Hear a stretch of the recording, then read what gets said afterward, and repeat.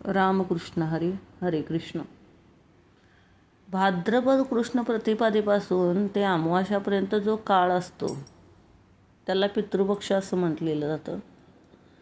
यावर्षी 8 तारखेपासून ते 21 तारखेपर्यंत हा काळ आहे.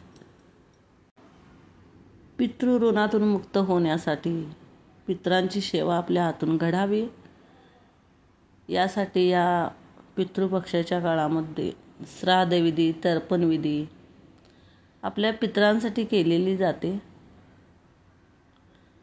आणि शास्त्रात येणाऱ्या श्लोकानुसार आयुष्य, पुत्र, यश, स्वर्ग, कीर्ती, पुष्टी, बल, लक्ष्मी, सौख्य, धनधान्य या सगळ्या गोष्टी पितृपूजनाने प्राप्त होतात. आज आपण पितरांना संतुष्ट करण्यासाठी हा एक उपाय करणार आहोत.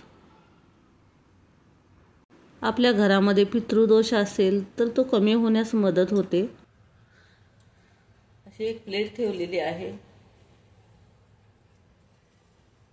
आणि त्याच्यावरती एक कळशी पाणी भरून ठेवलेली आहे.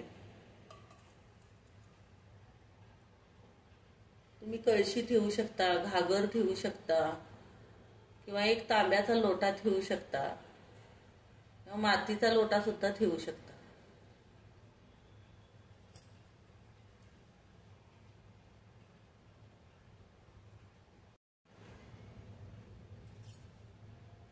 तांब्याच्या कळशीवरती अशी एक वाटी ठेवायची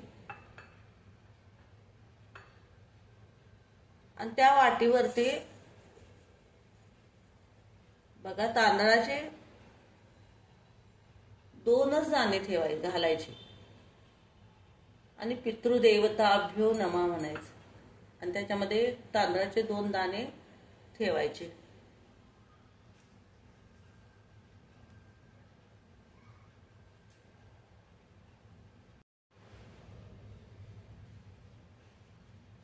त्याच्यानंतर एक मोहरीच्या तेलाचा दिवा मी दक्षिणेकडे तोंड करून असा लावलेला आहे. बघा, तुम्ही असाच लावा.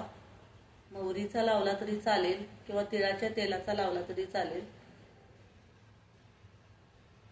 हा असा एक दिवा लावून घ्यायचा आणि आपण नमस्कार करायचा. पितृदेवताभ्यो नमः म्हणून नमस्कार करायचा. दुसऱ्या दिवशी किंवा बदलून तीळ सुद्धा, काळे तीळ सुद्धा याच्यामध्ये घातले तरी चालतील. आणि हे पितरांच्या शांतीसाठी रोज हा पण उपाय 8 तारखेपासून ते 21 तारखेपर्यंत रोज संध्याकाळी 7:30च्या दरम्यान हा उपाय करायचा आहे आपल्याला. रोज सकाळी उठल्यानंतर ते पाणी झाडाला घालायचं आणि तांदूळ हे 2 दाणे तांदळाचे ठेवलेले आहेत ते म्हणजे झाडाच्या बुडक्याला घातले तरी चालतील किंवा पक्ष्यांना घातले तरी चालतील. हा असा एक उपाय करायचा आहे आपण.